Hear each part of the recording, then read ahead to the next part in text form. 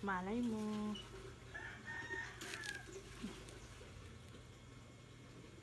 Yan. Nagpapagupit si Mader kay wala na sa 5 kwarta nga inagbayad sa ano. Sa ako na lang siya magtiyaga ko no. Haso. Anong haso? At least sa ako libre lang. Bakit? Agoy sa lugaw.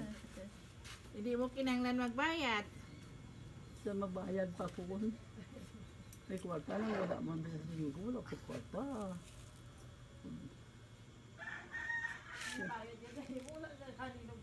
Alay kayo wata nga ate ko kwarta. Hindi na sa pagpakapiha. Hindi man lang takon, inubay ako lang na pa. Kuha na yung salamin mo bala sa mata, Mader.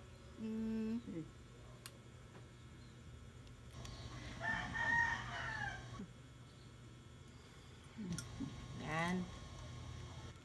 Para mawala yung parang buntot ng ano, pagong.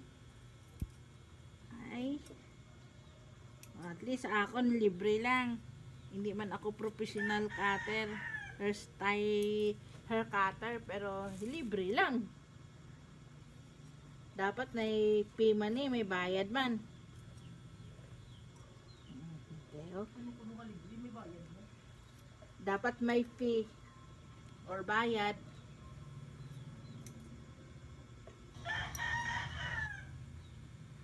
Baby, nagwapa. Ikaw butang ka bangs? Ay, yuta.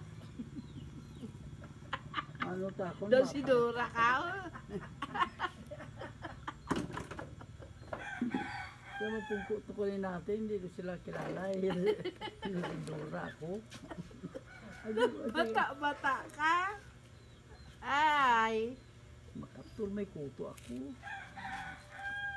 Oo, gaya. Ambot si Bebe, anong taon ta? si Kahanam Shirley nga daan. Hindi guys. Be? Iya, mata ko wala kalahay.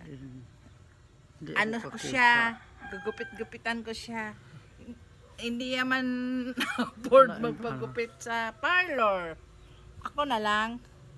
Okay, yan maganda na ba guys? Ang kanyang hair. Abi, sige na, hi. Hi. Ayan. Okay na. Maganda naman ang ano ko eh. Dati nga sa barko, ako lang nagupit ng bangs pag ano eh. May makapi ka na ino. Oo, ang ara lang ay. Indrin wala na. Agutom. Hindi lang ah. Para ano na ko na matipok na lang siya. Tinga ha, mapakamatay ka na lang. Magana ko bang ito kanina sugid ko sa iya bala nga. Ngasakan ko basta malumpat ni sa bukid. Nagkiyumo siya. Okay. Hindi ko na paghibon ni ano niya. Eh, Damo tanan na ubon siya mo ni. Ang buto mo tuod na may inubyan. Kapag hindi isang wala. sige na.